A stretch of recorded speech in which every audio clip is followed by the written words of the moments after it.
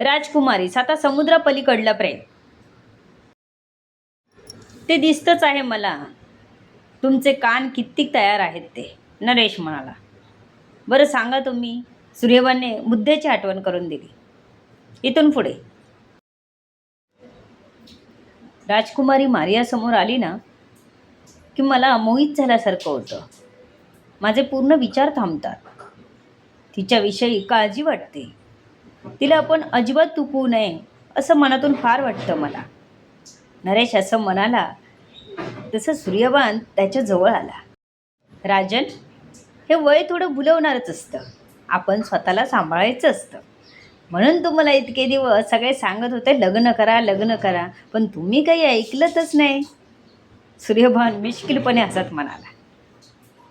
माहीत नाही, याआधी कधीच माझ्या मनात असे विचार आले नाहीत.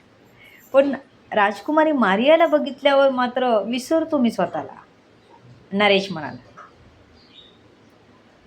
राजन, आपल्याला कितीतरी प्रलोभनं दिसतील. त्यातून आपला मार्ग काढून जायचा आहे. राजकुमारीशी प्रेम होणं हे तुमच्या हातात नसलं तरी तुम्हाला ते इथेच सोडून जायचं आहे हे कायम तुम्हाला लक्षातच ठेवावं लागेल. ती तर मोहक आहेच, त्यात काही अपवादच नाही किंवा वादच नाही. तुम्ही तिच्याकडे ओढलं जाणं हे काही प्रकृतीच्या विरुद्ध नाही आहे. त्रास करून घेण्यापेक्षा त्यातून आनंद शोधा, सूर्यवान म्हणाला. इतक्यात पुन्हा दरवाजावर टकटक झाली. ती मगाशी आलेली दाशीच पुन्हा आली होती. सूर्यवान, चल माझ्यासोबत, नरेश थोडा गंभीर होत म्हणाला. काय माहीत, उगाच मन एकदम खिन्न होत होतं त्याचं. जी राजन, आपली आज्ञा. सूर्यभान सुद्धा त्याच्या मागे गेला. दोघेही राजकुमारीच्या कक्षेत पोहोचले. तसं जाणवलं खूपच शांतता होती कक्षात. अगदी पिन ड्रॉप सायलेन्स. दासीने नरेशला मारियाजवळ बसायला खुर्ची दिली आणि तोही तिच्या जवळ जाऊन बसला. त्याचं हृदय खूप धडधडत होतं. तिला इतक्या जवळ निपचिप झोपलेलं बघून त्यालाही गैरवरून आलं होतं. मन सैरभर होऊ लागलं होतं. आपल्या मनाला थांबवत त्याने एकदा सूर्यवानकडे पाहिलं. ती दाशी त्याला काय सांगून गेली तिकडे लक्ष नव्हता त्याचा. राजकुमारी मारियाचा हात हातात घेऊन तिला किस करायला सांग, तिला आवाज द्यायला सांगा, त्याचा स्पर्श जितका जास्त करता येईल तितका करायला सांगा, तिला प्रेमाने थोपटायला सांगा. जॉर्जने सूर्यभानला सांगितलं तसे सूर्यभानचे डोळेच मोठे झाले. आता हे त्याला राजा नरेशच्या भाषेत सांगायचं होतं. जिथे नरेश आधीच वादळात उभा होता तिथे हे लोक त्याला अजूनच खाईत ढकलायला चालले होते, जिथून तो त्याला काढूही शकत नव्हता. उलट नरेश सोबत आता स्वतःही जायची तयारी करत होता. जे काही जॉर्जने सांगितलं होतं ते त्याला नरेशला सांगण्यावाचून पर्याय तर काहीच नव्हतं त्याच्यासमोर. राजन, तुम्ही राजकुमारीचा हात हातात घेऊन त्यावर हलकं चुंबन करा, ज्याने त्यांना तुम्ही त्यांच्या आसपास आहात हे जाणवेल. त्यांना प्रेमाने थोपटा. सूर्यवानने डोळेच मिटले होते हे सांगताना. नरेशला एवढ्या सर्वांसमोर तिचा हात हातात घ्यायला आणि त्यावर थेट ओठ टेकवायला संकोच वाटत होता. या गोष्टी करायची अजूनपर्यंत वेळच आली नव्हती. स्त्रियांविषयी कायम मनात आदर असल्यामुळे आणि लग्न न झाल्यामुळे या सर्व गोष्टींपासून राजा नरेश अलिप्त होता. आता आपण धर्मसंकटात अडकल्यागत त्याला वाटत होतं. त्याने एकदम हतबल होऊन सूर्यभानकडे बघितलं.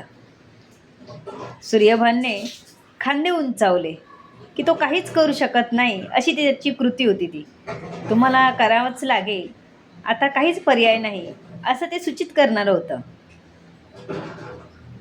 इथे हे एकदम सामान्य आहे, त्यांना याविषयी काहीच वाटत नाही, त्यामुळे तुम्हालाही संकोचून चालणार नाही, हे करावंच लागेल. तसंही तुमचं लग्न होणारच आहे, मग काळजी कशाला करता? सूर्यभानने नरेशला विचारला. नरेशने एकदा सूर्यभानकडे आणि एकदा मारियाकडे बघितलं. सूर्यबान बोलला, हे खरं जरी असलं तरी राजा नरेशच्या ते तत्वात बसणारं नव्हतं. नरेशने राजकुमारी मारियाचा हात हातात घ्यायला आपला हात पुढे केला, पण त्याला ते काही जमेच ना. लग्न झाल्याशिवाय आपल्याकडे परपुरुषाला स्त्रीला हात लावायचा अधिकार नाही. जोपर्यंत अग्निसाक्षीने सप्तफेरे घेत नाहीत, बंधनात बांधले जात नाहीत, तोपर्यंत तिला स्पर्श करू शकत नाही. त्याचं मन त्याला सारखं बजावत होतं. त्याचे हात जड झाले होते. ते मारियाच्या हातापर्यंत पोचतच नव्हते. डोळे एकदम भरून आले त्याचे. कितीही दबाव असला तरी तो हे करूच शकत नाही, हे त्याचे संस्कार सांगत होते. झटकन हात मागे करून तो ताडकन खुर्चीतून उठला आणि वेगाने राजकुमारीच्या कक्षातून बाहेर पडला. त्याला सहनच झालं नाही ते. व्हॉट्स हॅपन? काय झालं? जॉर्जने सूर्यभानकडे बघून विचारलं. आता सूर्यभानची तर मोठीच कसरत होती.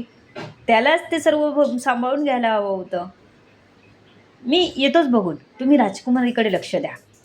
एवढं बोलून सूर्यभानने नरेशच्या मागे धावायला सुरुवात केली.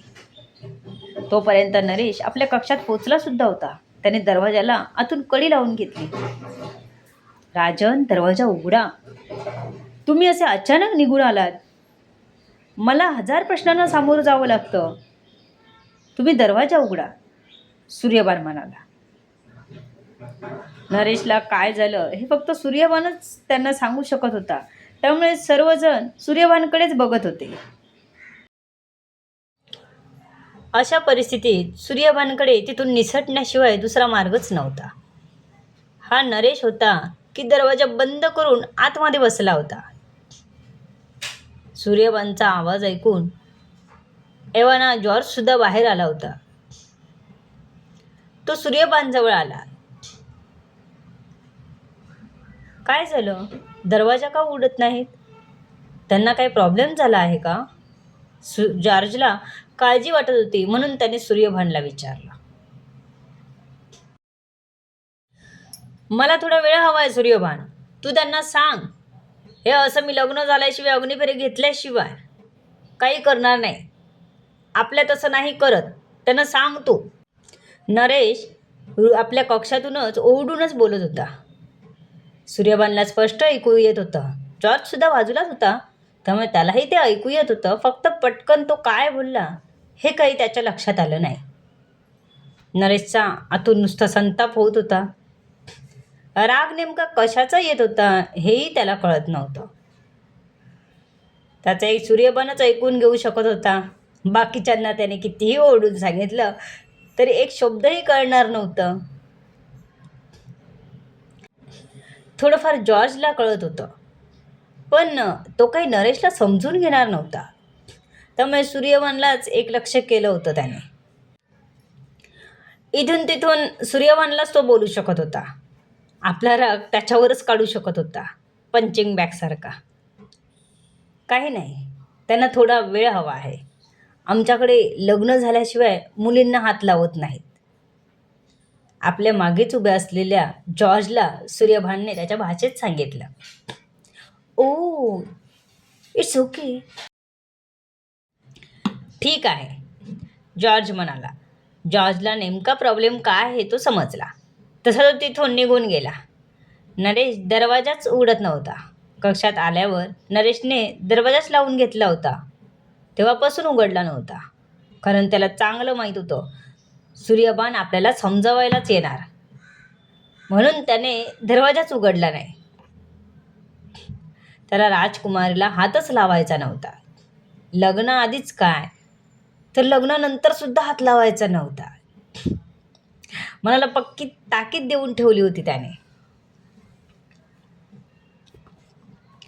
पण मारिया जवळ गेल्यावर त्याला काय होत होतं काय माहीत. आत्ता तर तो तिचा हातात घ्यायलाच जाणार होता, पण जसा तो भानावर आला तसं त्याला जाणवलं आता आपण काय करणार होतो. त्या क्षणी तो तिथून उठला आणि तडक वाटेला लागला. स्वतःला कक्षात बंद करून घेतला. तो असं वागल्याबद्दल स्वतःच्याच नजरेत पडल्यासारखं वाटत होतं. म्हणूनच तो दरवाजा उघडत नव्हता. सूर्यभान दरवाजा वाजवून वाजवून दमला होता.